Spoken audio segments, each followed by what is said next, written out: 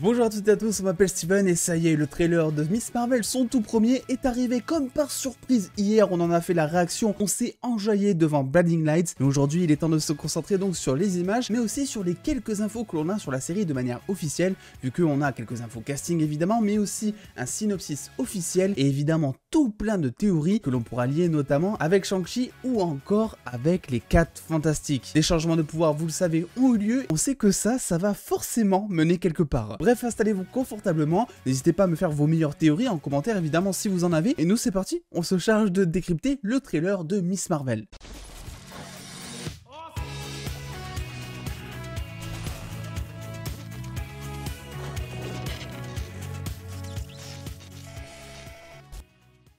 Et avant de se plonger dans le trailer, depuis ma réaction, on a donc eu un poster officiel qui, vous l'aurez compris, est inspiré donc de la scène finale du trailer, qui elle-même est inspirée donc d'une couverture donc d'un comics de Miss Marvel, un rapprochement que évidemment on ne peut pas dénigrer. Moi je trouve ça plutôt incroyable. On a évidemment aussi un synopsis officiel donc de la série que je vais vous lire, que je vais vous présenter, même si ça nous apporte pas grand chose de plus. Kamala Khan est une adolescente musulmane américaine qui a grandi à Jersey City. Affamée de fanfiction, Kamala est une méga fan de super-héros avec une imagination surdimensionnée, en particulier en ce qui concerne Captain Marvel. Pourtant, Kamala a l'impression qu'elle n'est ni à sa place à l'école, ni parfois même à la maison, jusqu'à ce qu'elle obtienne des super pouvoirs comme les héros qu'elle a toujours admirés. Vous l'aurez compris, nous serons donc sur une origin story donc du personnage de Miss Marvel, une héroïne donc adolescente qui se cherche, et ce qui justifie le fait que beaucoup reprochent à la série d'être une série pour ados. Ça serait un petit peu comme reprocher le fait qu'il y ait du chocolat dans une chocolatine, si vous voyez ce que je veux dire. Ça n'a aucun sens. Mais on sait aussi qu'il y a d'autres reproches qui sont faits sur la série, notamment concernant les pouvoirs, vu que de base, Miss Marvel est une polymorphe, elle peut étendre un petit peu ses membres comme elle le souhaite, suite à une exposition à une brume qui va tout simplement activer un gène inhumain dans son corps. Et comme on le savait notamment depuis des mois, le trailer l'a confirmé, Miss Marvel aura un espèce de bracelet, dont on va parler plus tard dans cette vidéo, qui a l'air fort sympathique, et qui lui donnera des sortes de pouvoirs cosmiques plus que polymorphes. On va y revenir, mais c'est notamment un changement qui, en plus d'avoir été certainement réfléchi pour teaser la suite et pour lier peut-être aux 4 Fantastiques ou encore à Shang-Chi, c'est surtout quelque chose qui est fait pour coller au film de Marvel, ce qui réunira Captain Marvel, Spectrum et aussi Miss Marvel, donc 3 personnages qui auront du coup des pouvoirs cosmiques. D'ailleurs, je serais vraiment pas surpris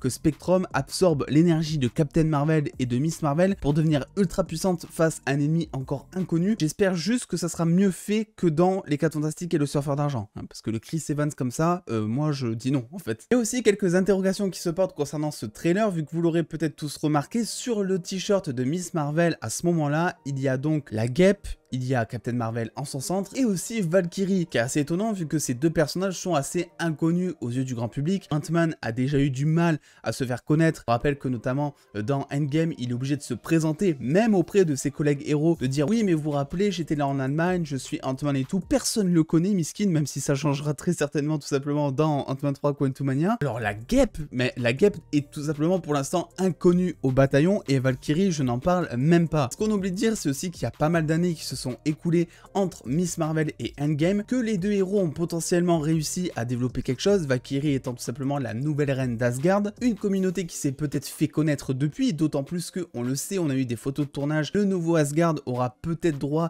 à des visites touristiques, etc. Donc ça peut la faire connaître dans ce sens-là. Quant à la guêpe, je n'ai aucune explication à vous donner pour l'instant. De base, on parle quand même d'un personnage qui est fait concrètement pour l'espionnage, donc pour ne pas être remarqué. C'est assez étonnant pour l'instant qu'on la considère comme étant connue du grand public, mais là j'attends de voir aussi ce qui va en être. On voit aussi dans le trailer qu'il y a plusieurs plans qui concernent le temps, et du coup là il y a deux interprétations qui peuvent être faites. Soit c'est tout simplement dû au fait que c'est une adolescente, qu'elle passe son temps à rêvasser, comme le trailer le montre d'ailleurs très bien, que le temps soit passe très très vite, soit ne passe absolument pas quand elle est notamment en cours d'espagnol comme ici, soit c'est tout simplement quelque chose qui est lié à ses bracelets, et là on va en reparler aussi un peu plus tard dans la vidéo. Je suis aussi super content enfin officiellement de vous annoncer qu'on a eu notre réponse. Voici Mephisto, mesdames et messieurs les dos.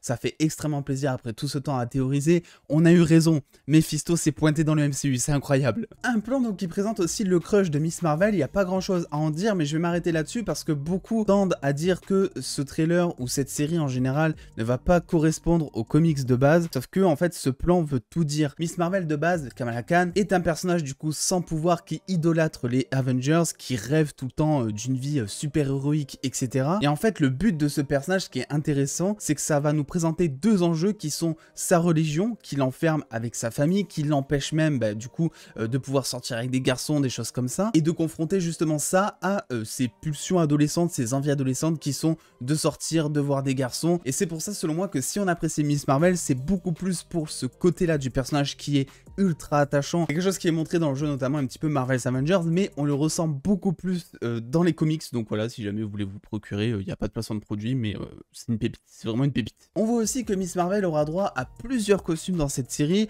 Un costume déjà qu'elle achètera sous forme de cosplay de Captain Marvel au tout début, ce qui lui servira très certainement un petit peu de costume d'entraînement, de la même manière que le costume de Peter qui devait gratter un maximum. Heureusement, Miss Marvel ne sera pas toute seule dans cette galère, vu que notamment elle pourra se confier à son meilleur pote Bruno, en tout cas c'est ce que j'imagine, qui revient d'ailleurs lui aussi assez souvent, notamment à la scène finale où on le voit danser avec elle. Est-ce qu'il serait du coup friendzone ou est-ce qu'une relation beaucoup plus ambiguë se cache derrière tout ça? Et on arrive du coup à ce fameux bracelet qui pourrait être donc un des Negabands présents dans les comics. Les Negabands dans les comics, ce sont donc une ancienne technologie Kree qui permet de transformer la puissance mentale en puissance physique. Ça serait assez justifié vu qu'on a l'air de penser avec ce trailer que en fait tout ce qu'imagine Kamala, elle arrive à le reproduire en version un petit peu holographique ou en tout cas en version cosmique. Alors il existe 4 voire 6 Negabands, donc 6 bracelets on va dire dans les comics. Je pense que là c'est juste une adaptation, une inspiration, il est possible qu'il en existe qu'un. Mais ce qui est important de savoir, c'est que généralement il marche par paire, donc 2 bracelets, et que lorsque tu n'en possèdes qu'un, tu possèdes donc la moitié du pouvoir. Et donc possible que toute cette série ou alors de Marvel, ce qui arrive plus tard,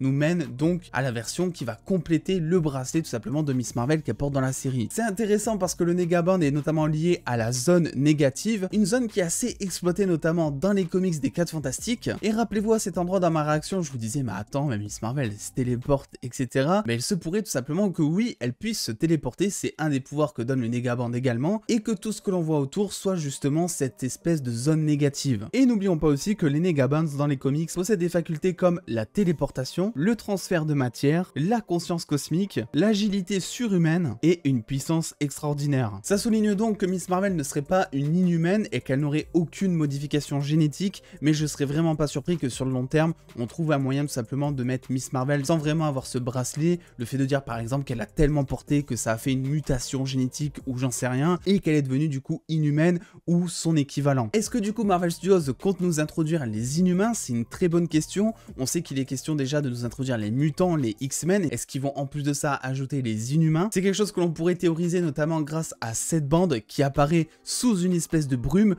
qui dans les comics active les pouvoirs de Miss Marvel. Et même si on n'arrive pas tellement à distinguer leur visage ou même leur identité, on arrive peut-être à distinguer que ce personnage qui lui dit « Est-ce que tu sais vraiment qui tu es ?» fait partie donc de la bande qui est dans cette brume, tout comme le personnage qui est derrière dans cette scène qui ressemble fortement à ce personnage dans la brume. Ces personnages qui sortent de la brume pourraient donc être des inhumains qui seraient là peut-être soit pour la former, soit pour récupérer le bracelet, mais au vu du personnage qui se trouve derrière dans cette scène au moment de combattre Red Dagger justement, il se pourrait qu'il soit de son côté et donc qu'il soit gentil. J'ai aussi envie de parler donc de ces fameux bracelets et de les lier peut-être à Shang-Chi. Vous le savez, dans la scène post-générique de Shang-Chi, Wong nous explique très bien que cet artefact donc des 10 anneaux n'a jamais été répertorié donc dans leur fameuse bibliothèque, leur énorme Wikipédia d'artefacts, chose qui était assez surprenante vu que le sorcier suprême en général connaît tout ce genre de choses et est au courant de tous les artefacts qui existent sur Terre ou dans d'autres dimensions. Et effectivement, si le bracelet qu'elle porte est en fait un artefact de l'Empire Kree et qu'ensuite il a été perdu un petit peu dans cette zone négative avant de le retrouver dans la série d'une quelconque manière que l'on ne connaît pas encore, ça justifie le fait que personne ne connaît cet artefact sur Terre. On avait notamment théorisé sur le fait que les 10 anneaux pouvaient être une technologie Skrull ou Kree, et bien là j'ai l'impression qu'on commence à avoir des petits rapports qui commencent à se lier entre eux. On verra du coup si ces 10 anneaux sont liés avec ce fameux bracelet. Parce que bon, quand on y pense, le fait de pouvoir transformer l'énergie mentale en énergie physique, c'est un petit peu aussi ce qui se passe dans Shang-Chi d'une certaine manière. Au-delà donc de cette fameuse bande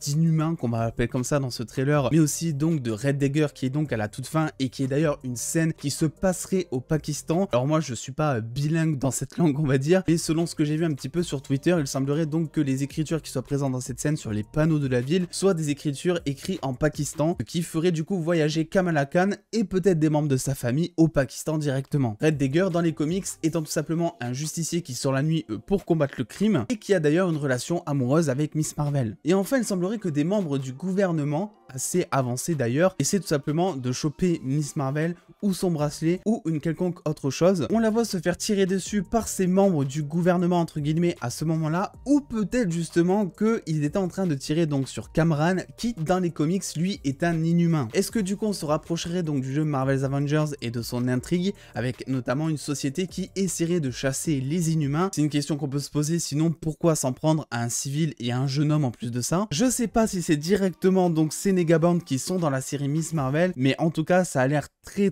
fortement inspiré. Dites-moi ce que vous en pensez en commentaire. Voilà donc ce que je peux dégager en large sur ce trailer. On y reviendra peut-être plus précisément durant certaines autres vidéos qui sortiront prochainement pour accentuer des petites parties. Évidemment on a quelques easter eggs par-ci par-là, mais j'ai beaucoup plus voulu me concentrer sur ces explications parce que c'est vrai que ce qui préoccupe la plupart des gens, c'est tout simplement cette adaptation, cette liberté qu'a pris Marvel Studios à transformer une Inhumaine en une Green Lantern-like, et ça fait beaucoup débat sur les réseaux, ce que je comprends, mais personnellement je reste persuadé que Marvel Studios arrivera à adapter le personnage pour au final le faire tourner un peu plus en mode inhumain. Et en plus moi j'adore le personnage dans les comics et ça me dérange absolument pas parce que ce que j'aime chez Miss Marvel, c'est justement le fait de confronter la religion, donc sa culture, avec ses envies, avec ses ambitions qui sont absolument incompatibles et qui font de Miss Marvel un être hyper attachant. Et ça j'ai l'impression de l'avoir retrouvé dans ce trailer. Bref, n'hésitez pas à me dire ce que vous pensez de tout ça, à faire vos propres théories comme d'habitude. Le petit pouce bleu fait aussi toujours plaisir si cette vidéo vous a plu, et venez me suivre aussi sur les réseaux pour avoir beaucoup plus de news en avance. Et en attendant les dos, prenez soin de vous, faites-vous bien kiffer, des bisous les dos.